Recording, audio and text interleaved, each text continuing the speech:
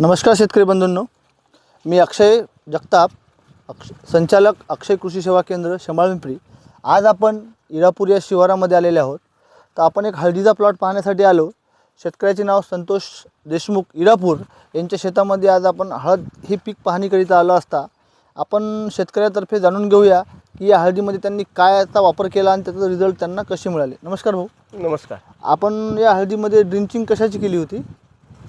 ते स्टंप व फुटवा स्पेशल बाटली फवारली होती। हां, दोन्ही साइड आणि 1261 संतोष भाऊंनी 1261 एकरी 5 किलो व SK ॲग्रो सोल्युशनची टर्मिग्रो नावाचा एक फुटवा स्पेशल म्हणून बकेट आहे, याचा वापर 15 दिवस आधी या शेती प्लॉटमध्ये केला होता।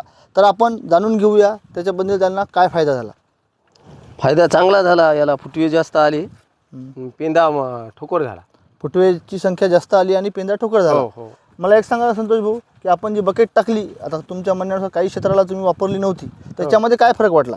त्याच्यात फुटवे नव्हते जास्त आणि पेंदा लहान आहे त्याचा। ज्या याच्यामध्ये तुम्ही ही टर्मिग्रो नावाचा फुटवा स्पेशल टाकला तिथं फुटव्याची संख्या तुम्हाला किती जाणवली? 8, 10, 11, 8, 10, 11 आहे। म्हणजे साधारणतः कुठल्या हळद यांना 8 फुटवा, कुठं 7, कुठं 10 अशा पद्धतीने फुटवा हळद पिकाला काढला। आणि ज्या ठिकाणी तुम्ही इतर वापरलं नाही समजा त्या ठिकाणी 3-4 आहेत। त्या ठिकाणी 3-4 फुटवे असे शेतकऱ्याला तुम्ही इतर शेतकरी बंधूंना काय सांगू इच्छिताल? चांगली बाटली आहे, रिझल्टही चांगला वापरायला पाहिजे का? वापरायला पाहिजे। धन्यवाद शेतकरी बंधूंनो।